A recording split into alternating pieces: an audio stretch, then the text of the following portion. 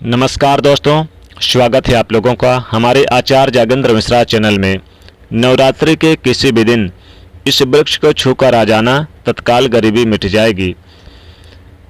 दोस्तों, हमारे हिंदू धर्म में देवी के अनेक स्वरूप कहे गए हैं, जिसमें से कि वृक्षों को भी माता देवी का स्वरूप कहा जाता है। तो आज हम आप लोगों को इस वीडियो के माध्यम से कुछ पावन वृक्ष के बारे में बताएंगे, कुछ पावन पेड़ पौधों के बारे में बताएंगे, जिन्हें चैत्र नवरात्रि के पावन पर्व जो अभी चल रहे हैं, तो नवरात्रि के पावन पर्व में कुछ ऐसे वृक्ष हैं जो कि देव वृक्ष कहे गए हैं, देवी वृक्ष कहे गए हैं। ये देवी के स्वरूप होते हैं और हमारे धर्म में पेड़ पौधों को देवी देवता मानकर हम इनकी पूजा करते हैं और हमें पूजा में जरूर करनी भी चाहिए।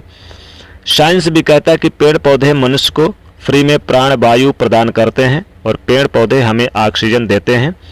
हमारे जो कार्बन डाइऑक्साइड होता है उसे ग्रहण करके सभी प्रकार के जितने भी नकारात्मक चीज़ें होती है उसे अपने अंदर में स्वयं सोख लेते हैं और हमें ताजगी प्रदान करते हैं। तो पेड़ पौधे स्वयं तेज धूप तपते हैं, लेकिन मनुष्य को शीतल छाया भी प्रदान करते हैं। तो नवरात्रि के समय में कुछ ऐसे पेड़ पौधे हैं जो हमारे धर्म शास्त्र में कहे गए हैं, जिनको छूने मात्र से व्यक्ति के बंद किस्मत के ताले खुल जाते हैं, व्यक्ति का सौभाग्य चमक जाता है। हमारे शास्त्रों में पेड़ पौधों को बहुत ही गुणकारी कहा जाता है। अनेक बीमारियों का उपचार पेड़ पौधों में छुपा है, जड़ी बूटी में छुपा है। और भगवान श्री कृष्ण ने भी कहा है स्वयं गीता में कि वृक्षों में मैं पीपल का वृक्ष हूँ।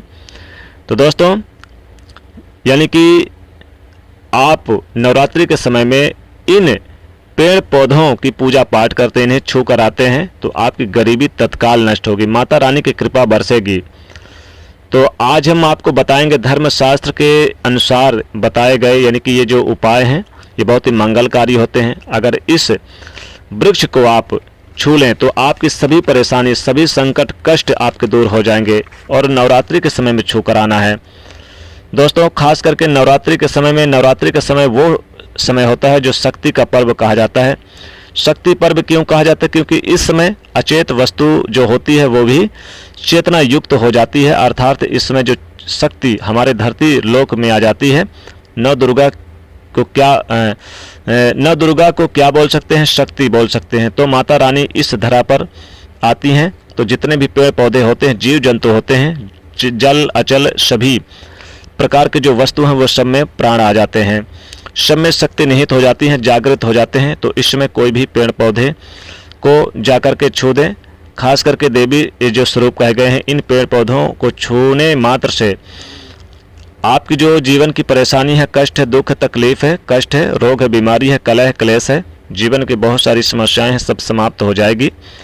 तो आज आप लोगों को यानी कुछ ऐसे पौधे के बारे में बताएंगे जो ये पौधे बहुत ही अच्छे माने गए हैं। तो वीडियो को ध्यान से देखना। अगर आप आज की वीडियो मिस कर दिए तो फिर सारी ज़िंदगी आपको पछताना पड़ेगा, क्योंकि नवरात्रि एक ऐसा पर्व होता है, एक ऐसा समय होता है, केवल 9 दिनों के भीतर आपको लक्ष्मी पूजा पाठ की भी यानी कि लक्ष्मी पाठ की भी कोई ज़रूरत नहीं पड़ेगी। बस आप केवल इन 9 दिनों के भीतर अगर आप ये उपाय कर लें तो आपकी गरीबी स्वयं आप दूर करते हुए देखेंगे, आप समाप्त करते हुए देख सकते हैं। तो मैं जिस वृक्ष की बात करूँगा ये बहुत ही पावन वृक्ष है, माता रानी को प्रिय हैं। ये सारे वृक्ष आपको अपने घर के आसपास भी मिल जाएंगे, बहुत ही आसानी से मिल जाएंगे। इसलिए अगर आप इस प्रकार की जानकारी चाहते हैं तो हमारे इस चैनल को पहले तो सब्सक्राइब करें, वीडियो को लाइक करें।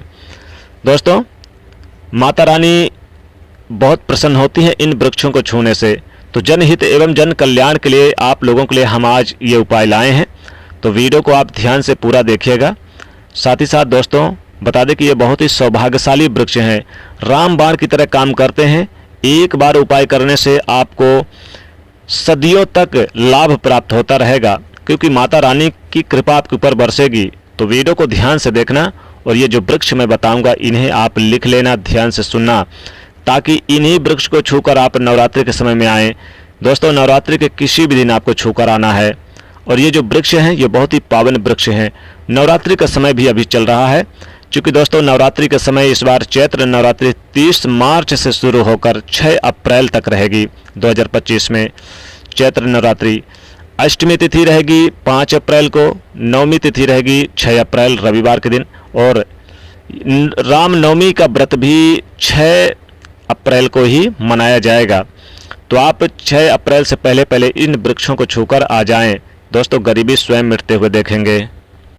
देवी एवं सज्जनों, नवरात्रि में जितना ज़्यादा से ज़्यादा हो सके देव वृक्ष की पूजा पाठ जरूर करना चाहिए। देव वृक्ष में कई प्रकार के वृक्ष आते हैं।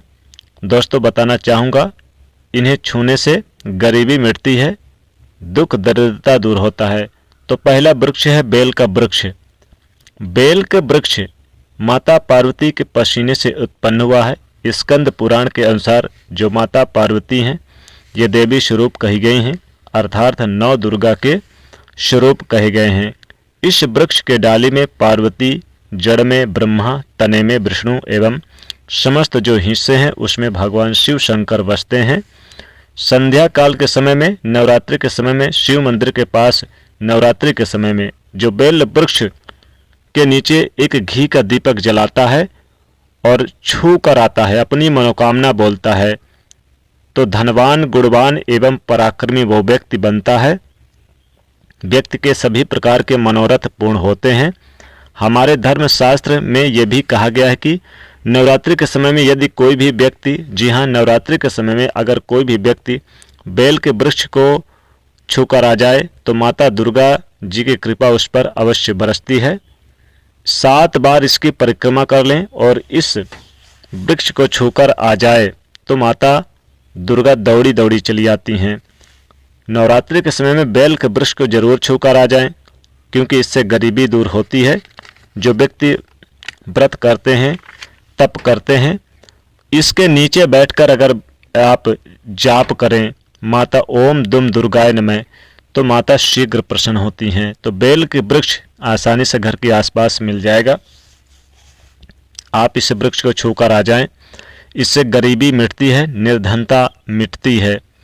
शाम के समय एक घी का दीपक लेकर जरूर जाइएगा और शाम के समय इस वृक्ष के पास घी का दीपक जला दीजिएगा और फिर आप छू कर आ जाइए। मनोकामना अपनी जरूर बोलिए छूते समय आप, और 3 बार परिक्रमा करिए, फिर देखिए कैसे आपकी मनोकामना पूर्ण होती है। दोस्तों, बेल के वृक्ष बहुत ही पवित्र वृक्ष कहा गया है। इससे सभी मनोकामनाएं पूरी होती है, सफलता की प्राप्ति होती है, विद्या प्राप्त होती है, वैवाहिक जीवन सुखमय रहता है, गरीबी निर्धनता दूर होती है, संतान की प्राप्ति होती है, साथ ही देवी देवताओं की कृपा प्राप्त होती है। अगले वृक्ष में आता है शमी का पौधा।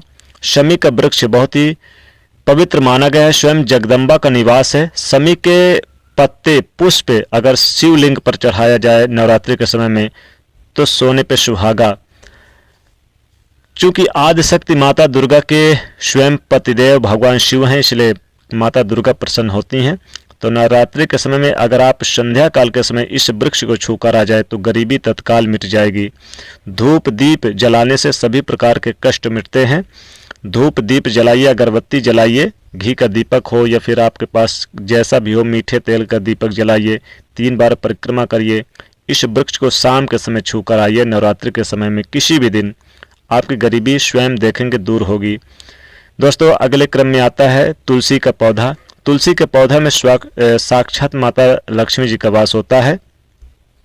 कहते हैं माता लक्ष्मी जी गरीबी दूर करती हैं। अगर आप इस वृक्ष को छूकर आ जाएं, निर्धनता दूर होती है। तो आप तुलसी के पौधे को जरूर छूकर आ जाएं, बहुत ही शुभ और पवित्र माना जाता है। अगले क्रम में आता है गूलर का पौधा। गूलर का पौधा भी आपको आसानी से मिल जाएगा कहीं ना कहीं आसपास। आप इस वृक्ष को छूकर आएं, एक दीपक जलाएं, 3 बार परिक्रमा करें।